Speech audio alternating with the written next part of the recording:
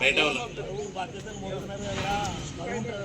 Correct కరెక్టే sir. కానీ మీరు చెప్పినప్పుడు వెళ్ళలేదు సార్. అప్పుడు అప్పుడు ఇంత ఇప్పుడు ఇంకా వేరే రూట్ నుంచి సాధారణ సార్ ఎట్లనో అట్లా అయితే నేను ఆఫీస్ పని ఆ పని మీద తిరిగేటప్పుడు క్లాస్కి కొంచెము పోకపోతుండే, అంటే ఆర్మూరు పోవడము, ఎస్టీ పోవడం రోజు ఒక మాట అన్నాను, సార్ మా క్లాసులు మీరు మర్చిపోయారంట అని చెప్పి మొత్తం గుర్తుంది ఆ రోజని.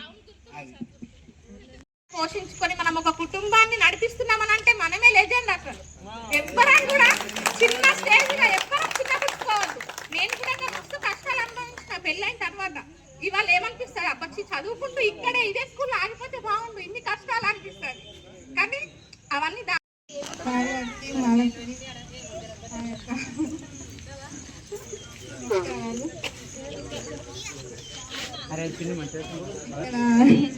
ఏం చెప్పాలో అర్థం కావట్లేదు.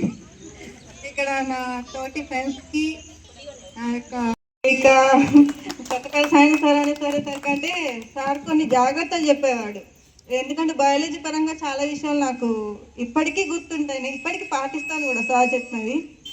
ఇక సరదా మేడం వాళ్ళ పాపతో ఇక్కడికి రావడం, వాళ్ళ పాపను ఎత్తుకోవడము, అలా కొన్ని గడిపిన రోజులు మాత్రం బాగా గుర్తున్నాయి. సార్లందరూ అయితే కొత్తపల్లి సాయంత్రం మనకి ఎప్పుడు అందుబాటులో ఉంటాడు. నాకైతే కలుస్తూ ఉంటాడు sir, Ailapur sir, Gopal sir, madam అయితే ఇప్పటికంటే సార్ కలుస్తాడు. ఇక్కడ వాళ్ళు ఎవరైతే వెళ్ళరు అనుకోలేదు, మన వాళ్ళు ఎప్పుడు మనతోనే ఉంటారు సార్. అంతకుమించి ఏం లేదు సార్, మేము పని చేసుకుంటా ఉంటాం.